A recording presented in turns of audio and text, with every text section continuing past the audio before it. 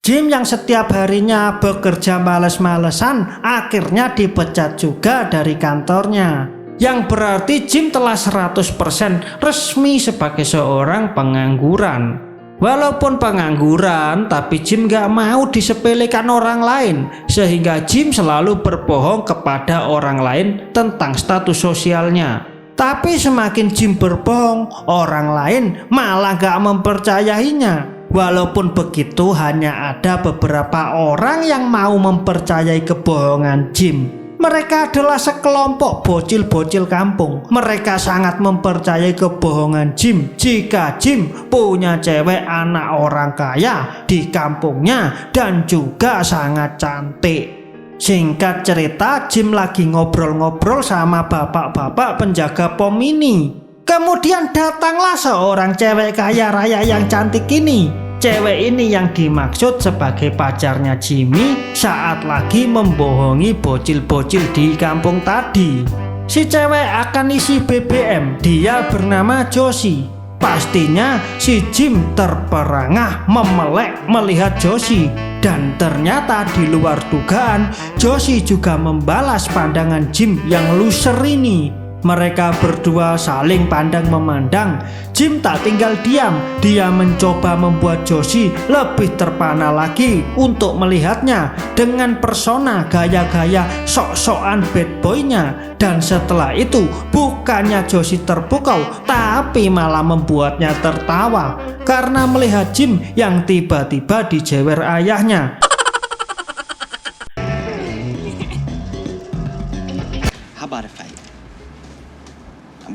Karena si ayah tahu jika Jim ini dipecat, dia sudah capek dengan kelakuan anaknya yang sering keluar masuk kerja. Akhirnya gagallah upaya Jim membuat Josie terpesona. Singkat cerita, dimasukkanlah Jim di toko Target oleh ayahnya karena ayahnya memiliki kenalan orang dalam di sana.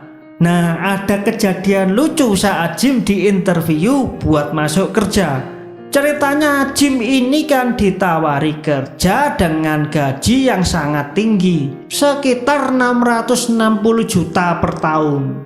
Tapi Jim sok-sokan nawar, dia minta sekitar 700 juta per tahun. Ternyata tawaran Jim itu alhamdulillahnya malah diterima oleh HRD. Tapi nggak lama kemudian HRD sadar jika dia salah baca. Jim ngelamar untuk posisi OB. Ternyata 700 juta per tahun itu bayaran untuk seorang posisi manajer operasional. Akhirnya Jim sepakat dengan gaji OB yang hanya 62.000 per jam. Singkat cerita, hari ini adalah hari pertama kali Jim masuk kerja. Ternyata lagi-lagi dia kena prank oleh Pak HRD. Ternyata Pak HRD memasukkan Jim bukan sebagai OB saja, tapi OB yang merangkap sebagai petugas jaga malam di toko. Karena saat ini di kampungnya sedang rawan-rawannya aksi perampokan di malam hari.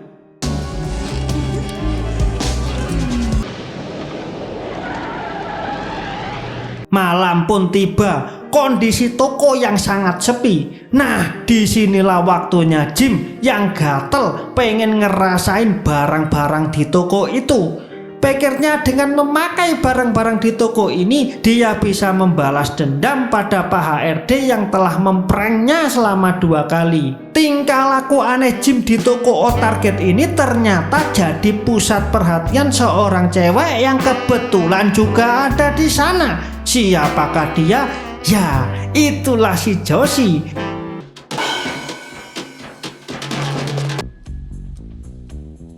Hello?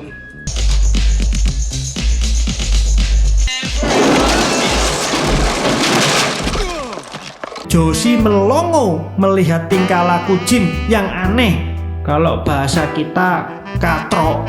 Jim pun melongo karena melihat cewek yang selama ini diidam-idamkannya memandangi dirinya. Akhirnya kedua kalinya mereka berdua terlibat saling pandang memandang dan juga saling longo melongo. Teman-teman, ternyata Jim dan Josie ini adalah teman sekolah sejak mereka TK hingga SMP.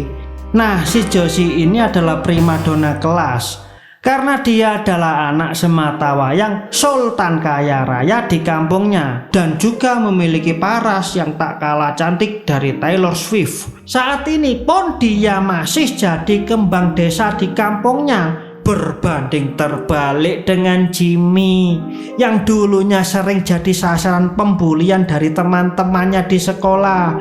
Dia juga anaknya orang yang pas-pasan. Saat ini pun pekerjaannya juga masih serabutan. Singkat cerita, Jim bilang jika dia adalah pegawai baru di toko ini. Sementara Josie juga bercerita, dia tadinya ingin membuat ayahnya malu dengan cara mengutil di toko itu. Tapi dia berubah pikiran, dia pengen pergi dari rumahnya sementara waktu dan nginep di ruang ganti di toko ini. Karena sang ayah selalu mengekang Josie untuk tinggal di rumah gak boleh ngapa-ngapain. Hal itu malah membuat Josie tidak betah tinggal di rumahnya. Menurut Jim, bukankah lebih enak tinggal di rumah karena di rumah Josie penuh dengan fasilitas mewah? Tapi rumput tetangga selalu terlihat lebih hijau. Setiap orang selalu memandang kehidupan orang yang lebih status sosialnya dari kita pasti bahagia. Padahal sih belum tentu juga. Singkat cerita, kalau ngomongin Josie, siapa yang gak kenal dan gak suka sama Josie? Yo, semua cowok pasti suka sama Josie, gak terkecuali Jim. Sudah pasti Jim 100% suka sama Josie. Nah, masalahnya si Josie-nya ini apa yo suka sama Jim? Karena dua orang ini terkunci di dalam toko, mereka berdua saling bercerita tentang kehidupannya masing-masing sambil menunggu pagi tiba. Josie mengatakan dia menyukai kehidupan Jim karena Jim ini bebas kemana-mana, malah disuruh merantau sama orang tuanya. Berbeda sekali dengan kehidupannya yang dikekang ayahnya. Dan Josie juga menyukai karakter Jim yang apa adanya, ceplas-ceplos. Akhirnya tresno jalaran saka kulino. Mulai sedikit-sedikit Josie pun jatuh cinta sama Jim. Mereka berdua mengenang masa kecil hingga berdansa dan lanjut ke hubungan perempuk jeruan. Yang ini berarti menandakan Josie sudah 100% juga suka sama Jim. Ya kan gak mungkin toh kalau sudah ke prosesi perempuk jeruan tapi gak sama-sama suka. Ya kalau dipaksa namanya perkaosan, bukan perempuk jeruan.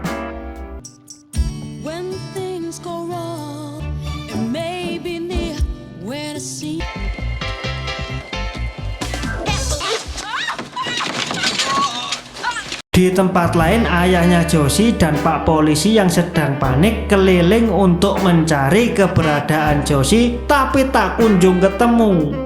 Singkat cerita, indah-indahan Jim dan Josie tiba-tiba terhenti tatkala dikejutkan dengan dua perampok yang selama ini ditakuti berada persis di hadapannya.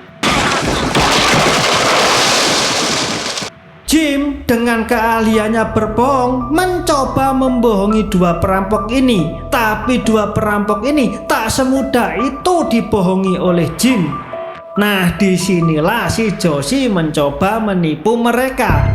Josie berpura-pura ikut berpihak pada perampok ini. Kemudian Josie dan dua perampok itu segera mengambil barang-barang di toko ini. Saat barang-barang itu telah dikemas dan sudah dimasukkan ke dalam mobil, Josie yang saat itu berada di dalam mobil langsung saja tancap gas untuk melapor ke pos polisi sekitar.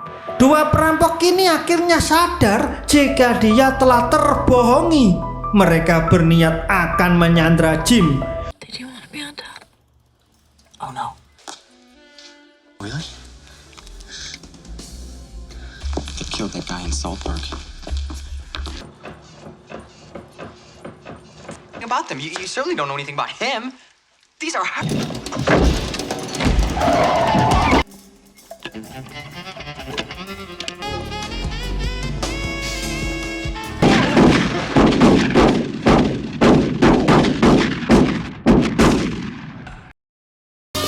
He is so cool.